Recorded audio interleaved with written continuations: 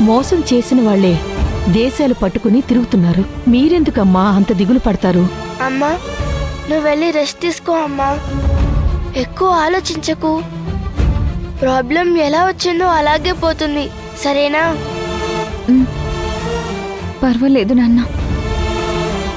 Sujatha aunty, అమ్మకి కొంచెం coffee తీసుకురా. దా.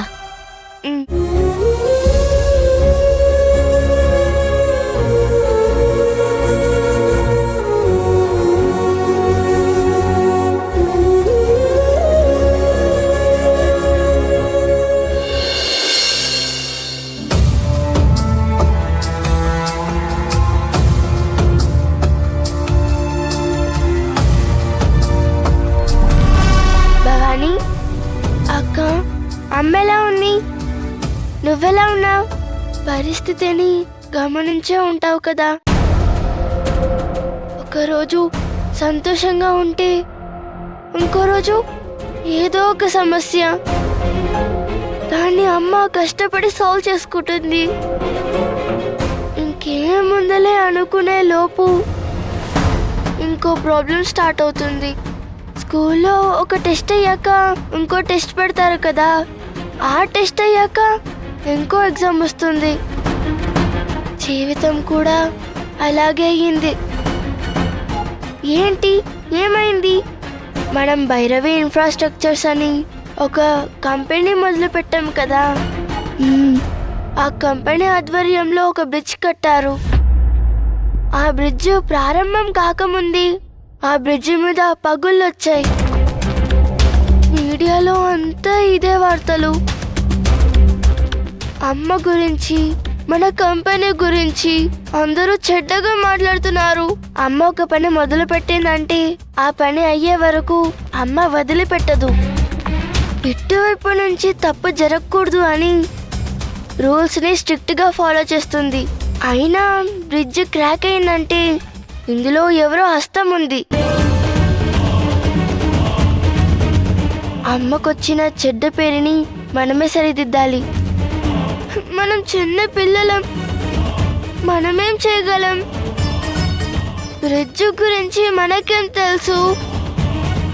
నాకు చాలా బాధగా ఉంది. చెడ్డ పేరు వచ్చిన అమ్మకి ఏ తప్పు చేయలేదని నిరూపించాలి. కానీ మనం ఏం చేయగలం చెప్పు? నాకు కొంచెం టైం ఇవ్వు. నేను వెళ్ళి బ్రిడ్జ్ క్రాక్ అవ్వడానికి అసలైన కారణం ఏంటని తెలుసుకుని వస్తాను. నువ్వు ఆ భైరవి దేవిని వేడుకో, నేను వచ్చేటప్పుడు మంచి న్యూస్తో రావాలని, సరేనా?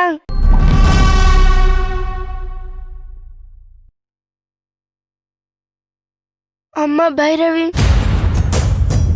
మా అక్కకి సాక్ష్యం చూపించు. కారణం ఏంటో తెలియజెప్పు తల్లి.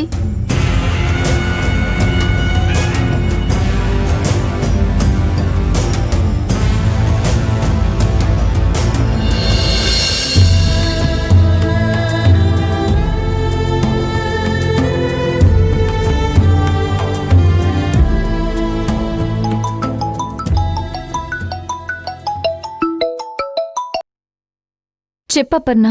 మేడం, కొన్ని పేమెంట్స్ క్లియర్ చేయాలి. ఏం చేయమంటారు? అవన్నీ కొంచెం హోల్డ్లో ఉంచప్పన్నా.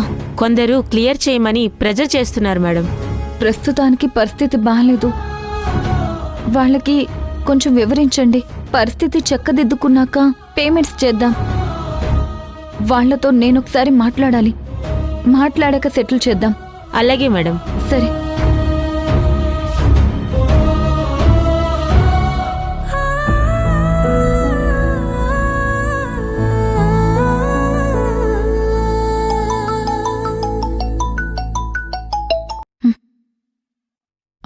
హలో మేడం, నేను మల్లికార్జున్, R&D డిపార్ట్మెంట్ నుంచి. చెప్పండి. బ్రిడ్జ్ కంప్లీట్ అయింది, పేమెంట్ క్లియర్ చేయమని మీ కంపెనీ నుంచి ఇన్వాయిస్ వచ్చింది.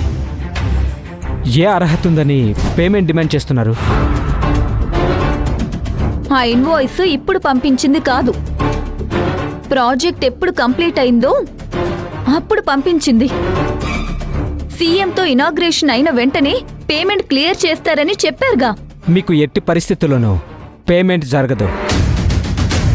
మీరే గవర్నమెంట్కి కాంపన్సేషన్ ఇవ్వాల్సి ఉంటుంది. ఎంత ఇవ్వాలో మీకు నోటీస్ వస్తుంది. మిమ్మల్ని నమ్మి మీకు ఆ ప్రాజెక్ట్ ఇచ్చినందుకు మాకు బాగానే బుద్ధి చెప్పారు. మీలాంటి వాళ్ళ వల్లే గవర్నమెంట్కి చెడ్డ పేరు. సీఎం గారు మమ్మల్ని ఆఫీస్కి పిలిచి చివాట్లు పెట్టారు. ఇదే దరిద్రం. మీరు చేసిన తప్పుకి మేం తిట్టించుకోవడం. ఎక్కడ మీ భర్త దేశం వదిలి పారిపోయాడా? Hello mister, mind your tongue.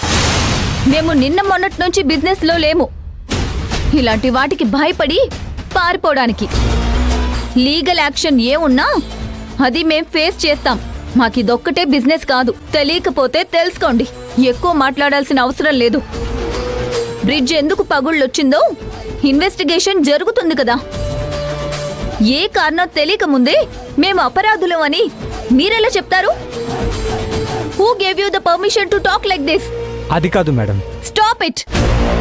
మీతో మాట్లాడాల్సిన అవసరం లేదు. ఏం మాట్లాడాలో అది మినిస్టర్ గారితో మాట్లాడతాను నేను.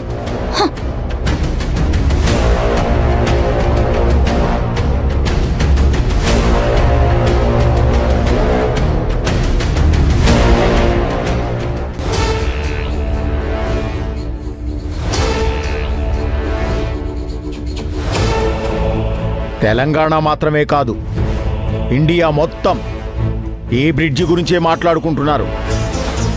టీవీల్లో, రేడియోల్లో, పేపర్లలో, జనం నోట్లో అన్ని చోట్ల బ్రిడ్జి గురించే డిస్కషన్.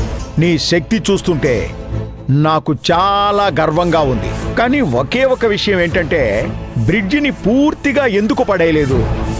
నీకు నా స్టైల్ ఇంకా అర్థం కాలేదు. ఎన్నిసార్లు చెప్పాలి మామా? ఒక మనిషిని ఒకేసారి పీక కోస్తే నొప్పి తెలియదు, సెకండ్లో ప్రాణం పోతుంది. కాళ్ళు తీసేయాలి, చేతులు తీసేయాలి, నొప్పి తెలిసేలా చెయ్యాలి. ఆ తరువాత మనమే ట్రీట్మెంట్ ఇచ్చి నయం చెయ్యాలి. ఆ తరువాత తోలు తీయాలి. ఒక్కో దెబ్బ వేస్తూ ఉండాలి. అంతే తప్ప ఒకేసారి జీవం పోయేలా చెయ్యకూడదు. అలా ఆడుకుంటూ ఉండాలి.